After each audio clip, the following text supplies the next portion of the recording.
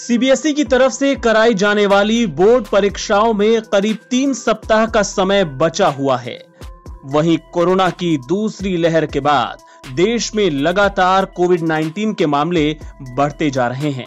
ऐसे में 10वीं और 12वीं कक्षा के 1 लाख से ज्यादा छात्रों ने हस्ताक्षर अभियान चलाकर सरकार से 4 मई से शुरू होने जा रही बोर्ड परीक्षाओं को रद्द करने या फिर उन्हें ऑनलाइन कराने का अनुरोध किया है।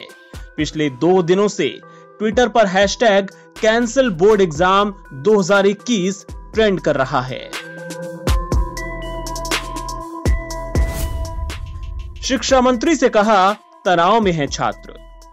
change.org पर एक याचिका में कहा गया है कि भारत में हालात दिन ब दिन बदतर होते जा रहे हैं।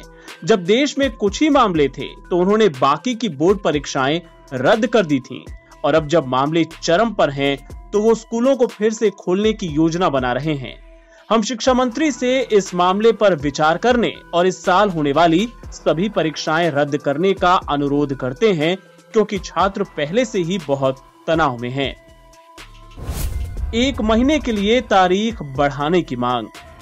स्टूडेंट्स सरकार से कम 1 महीने के लिए परीक्षाएं रद्द करने और फिर मामलों की संख्या के आधार पर स्थिति की समीक्षा करने का अनुरोध कर रहे हैं।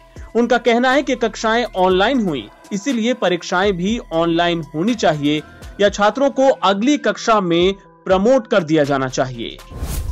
सीबीएसई ने कहा, छात्रों की सुरक्षा के पर्याप्त इंतजाम।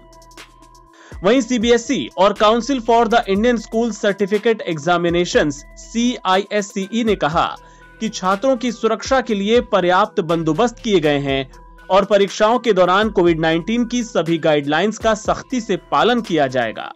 बोर्ड ने पिछले हफ्ते ये घोषणा भी की है कि अगर कोई छात्र खुद या परिवार के किसी सदस्य के संक्रमित पाए जाने के कारण प्रैक्टिकल परीक्षा में नहीं बैठ पाता तो स्कूल उचित समय पर उसके लिए फिर से परीक्षा आयोजित करेगा। हालांकि इस सवाल का जवाब नहीं दिया गया कि क्या लिखित परीक्षा में भी ऐसी छूट मिलेगी।